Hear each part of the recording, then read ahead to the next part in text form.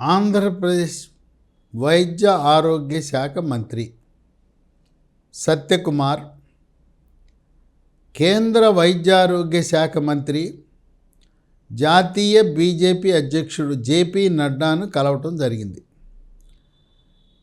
JP నడ్డాను కలిసి గత 5 సంవత్సరాలుగా వైద్యారోగ్య రంగంలో వెనుకంజలో ఉన్న ఆంధ్రప్రదేశ్ రాష్ట్రాన్ని ఆదుకోవాలని, అధికంగా నిధులు కేటాయించాలని కోరటం జరిగింది. ఒక అంశాన్ని ముఖ్యంగా కేంద్ర వైద్యారోగ్య శాఖ మంత్రి దగ్గర ప్రస్తావించారు సత్యకుమార్. ఒక 5 కొత్త గవర్నమెంట్ మెడికల్ కాలేజీకి పోయిన సంవత్సరం 23లో అనుమతులు వచ్చినాయి. ఈ విద్యా సంవత్సరంలో మరో 5 కళాశాలలకు దరఖాస్తులు పెట్టామని చెప్పారు. అప్పుడు కేంద్ర వైద్య మంత్రి నడ్డా గారు ఆంధ్రప్రదేశ్ రాష్ట్రం నుంచి దరఖాస్తు పెట్టిన 5 మెడికల్ కాలేజీలు చివరికి జగన్మోహన్ రెడ్డి సొంత ఊరైన పులివెందుల్లో ఉన్న మెడికల్ కాలేజీలో కూడా కనీసం 40% భవన నిర్మాణాలు కూడా పూర్తి కాలేదు. అందువల్ల ఏదైతే 5 వైద్య కళాశాలలు దరఖాస్తు పెట్టారో అవి అసలు భవన నిర్మాణమే కానప్పుడు మేము అనుమతులు ఇవ్వటం సాధ్యపడదు అని చెప్పారు. అందువల్ల ఆంధ్రప్రదేశ్ రాష్ట్రంలో చంద్రబాబు నాయుడు అయితే ఈ నూతనంగా ఉండే 5 కళాశాలలో సీట్లు కావాలని ఆయన సంకల్పిస్తున్నా పరిస్థితులు అనుకూలించటం లేదు. కళాశాలకు దరఖాస్తు అయితే పెట్టారు కానీ జగన్మోహన్ రెడ్డి ప్రభుత్వము నిధులు కేటాయించలేదు. భవన నిర్మాణాలు అసలు సగం కూడా పూర్తి కాలేదు. అందువల్ల విద్యార్థులకు ఈ విద్యా సంవత్సరం కొత్తగా ఆంధ్రప్రదేశ్ రాష్ట్రంలో నూతన మెడికల్ కాలేజీలో సీట్లు రాకపోవటం వల్ల నిరుత్సాహమే మిగిలిన తల్లిదండ్రులు కూడా చాలా బాధపడుతున్నారు. దీంతోపాటు మరికొన్ని అంశాలను నేను ప్రస్తావించిన వాటిలో ఆంధ్రప్రదేశ్ రాష్ట్రంలో 11 బోధనా ఆసుపత్రులు ఉంటే దాంట్లో 6 బోధనా ఆసుపత్రుల్లో మాత్రమే గుండెకు యాంజియోగ్రామ్ పరీక్ష చేసే క్యాత్ ల్యాబ్లు ఉన్నాయి. మరో 5 బోధనా ఆసుపత్రుల్లో లేవు. ఒక 5 క్యాత్ ల్యాబ్లను మంజూరు చేయమంటే దానికి కేంద్ర వైద్య ఆరోగ్య శాఖ మంత్రి అంగీకరించారు. క్యాన్సర్ కూడా సదుపాయాలు ఆంధ్రప్రదేశ్ రాష్ట్రంలో అరకొరగా ఉన్నాయి. కేవలం కర్నూలు, గుంటూరులో మాత్రమే క్యాన్సర్కి సదుపాయాలు ఉన్నాయి. ఇతర ప్రాంతాలలో కూడా బోధనా ఆసుపత్రులకు అనుబంధంగా ప్రతి వైద్య కళాశాలలో కూడా క్యాన్సర్ ఆసుపత్రి మంజూరు చేయవలసిందిగా సత్యకుమార్ కోరటం జరిగింది. ఈ క్యాన్సర్ హాస్పిటల్ని టెర్షరీ క్యాన్సర్ కేర్ సెంటర్స్ అంటారు. ఇంకోటి ఆశ్చర్యకరమైన విషయం ఏంటంటే జగన్మోహన్ రెడ్డి ప్రభుత్వము జిల్లాలు 26 చేసిన కేంద్ర ఆరోగ్య శాఖ మంత్రిత్వ శాఖలో అక్కడ నమోదైన జిల్లాలు 13.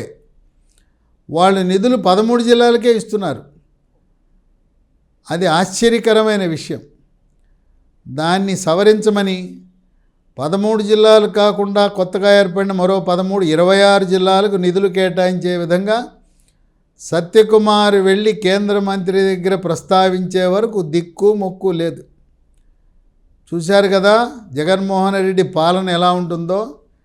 కొత్త జిల్లాలు ఏర్పడినప్పుడు కొత్త జిల్లాలకి నిధులు తెచ్చుకోవాలనే ఆరాటము లేదు. బటన్ నొక్కుతున్నా అప్పు చేద్దాం తప్పనిచ్చి కనీస పరిజ్ఞానము లేకుండా పరిపాలన సాగించి ఆంధ్రప్రదేశ్ రాష్ట్రాన్ని అప్పుల రాష్ట్రంగా మార్చారు. అట్లాగే అత్యవసర పరిస్థితిలో చికిత్స చేయటానికి ప్రతి బోధనా ఆసుపత్రిలో క్రిటికల్ కేర్ అత్యవసర చికిత్సలు జరిపే క్రిటికల్ కేర్ బ్లాకుల ఏర్పాటుకి కేంద్ర ఆరోగ్య శాఖ మంత్రి సూత్రప్రాయంగా అంగీకరించడం జరిగింది. అట్లాగే గ్రామీణ ప్రాంతాలలో జగనన్న తన బొమ్మ వేసుకుని జగన్ విలేజ్ క్లినిక్స్ అని పెట్టాడు. అసలు అది కేంద్ర ప్రభుత్వ పథకం. ఆరోగ్య మందిర్ అని ఆయుష్మాన్ భారత్ కింద నిధులు కేటాయించారు, ఉపాధి హామీ నిధులను ఖర్చు పెట్టారు. ఈ ఆరోగ్య మందిరని గ్రామీణ ప్రాంతాలలో దాదాపు 10,000 మంది MLHP mid level health providers నర్సులను ఈ గ్రామీణ ప్రాంతంలో ఉండే ఆరోగ్య మందిర్లో సేవలు అందించడానికి ఒక్కొక్కరికి 25,000 రూపాయలు జీతం ఇస్తున్నారు. ఈ జీతాల భారం అధికంగా ఉంటుంది కనుక మరొక 1,000 కోట్లు అదనంగా కేంద్ర ప్రభుత్వం ఇచ్చిన పథకాల నిర్వహణకు నియమించిన సిబ్బందికి జీతాల కింద ఒక 1,000 కోట్లు అదనంగా ఇవ్వమని జేపీ నడ్డా గారిని కోరడం జరిగింది. ఆయన కూడా దానికి అంగీకరించి మౌలిక సదుపాయాలు బిల్డింగులు కట్టినంత మాత్రాన ఏం ప్రయోజనం ఉంటుంది, మానవ వనరులకు కావలసిన నిధులు కేటాయిస్తామని ఆయన అంగీకరించడం జరిగింది. జాతీయ ఆరోగ్య మిషన్ కింద, నేషనల్ హెల్త్ మిషన్ కింద ఇప్పటికే వస్తున్న నిధులకు అదనంగా మరో 300 కోట్లు ఇమ్మని అడిగితే దానికి కూడా అంగీకరించారు. చంద్రబాబు నాయుడు అధికారంలోకి వచ్చిన తర్వాత వైఎస్ఆర్ ఆరోగ్యశ్రీ పథకాన్ని ఎన్టీఆర్ వైద్య సేవగా పేరు మార్చడం జరిగింది.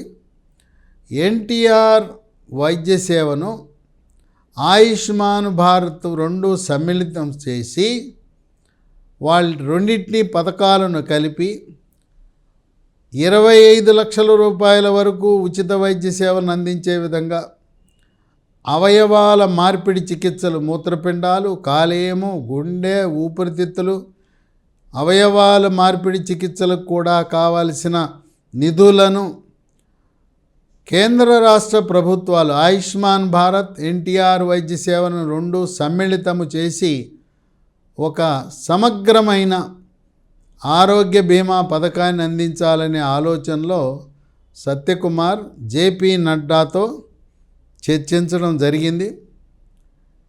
ఇక ఆరోగ్య శాఖకు కావలసిన నిధులు కేటాయింపులో సత్యకుమార్ సఫలీకృతుడయ్యాడు. అయితే బిల్డింగుల నిర్మాణం కాకపోవటం వల్ల కొత్తగా నూతన కళాశాలలో MBBS సీట్లు సాధించడం అనేది సాధ్యము కాదు. ఇక దీంతోపాటు కొన్ని రాజకీయ అంశాలు కూడా ఆంధ్రప్రదేశ్ రాష్ట్రంలో భారతీయ జనతా పార్టీ విస్తరణ, శ్రేణులకు అలాగే కష్టపడి పనిచేసే నాయకులకు నామినేటెడ్ పదవుల్లో ప్రోత్సాహం. అయితే ఏ విధంగా అయితే కూటమి కలిసి పోటీ చేశారో శాసనసభ, లోక్సభల్లో సీట్లు పంపిణీ చేసుకునే విధంగా నామినేటెడ్ పదవుల్లో కూడా ఒక నిష్పత్తి ప్రకారం 60% తెలుగుదేశం పార్టీకి, 25% జనసేనకు, 15% బీజేపీకి ఈ నిష్పత్తిలో నామినేటెడ్ పదవులు కూడా ఇవ్వాలనే ఆలోచనలో ఎన్డీఏ కూటమి నాయకులు ఉన్నారు. ఆ విధంగా సత్యకుమార్ యొక్క మొదటి ప్రయత్నం మొట్టమొదటిసారిగా మంత్రి అయిన తర్వాత కేంద్ర వైద్య ఆరోగ్య శాఖ మంత్రి జేపీ నడ్డాతో జరిగిన సమావేశం ఫలప్రదమైంది, జయప్రదమైంది. కేంద్ర మంత్రి బీజేపీ, రాష్ట్ర మంత్రి బీజేపీ. అందువల్ల రాబోయే కాలంలో వైద్య ఆరోగ్య శాఖకి నిధుల వరదలు రాబోతూ ఉన్నాయి. ప్రతి పైలట్ ప్రాజెక్టును కూడా ఆంధ్రప్రదేశ్ రాష్ట్రంలో ప్రవేశపెట్టాలని కేంద్ర వైద్య ఆరోగ్య శాఖ ఆలోచన చేయటం అనేది గమనార్హము.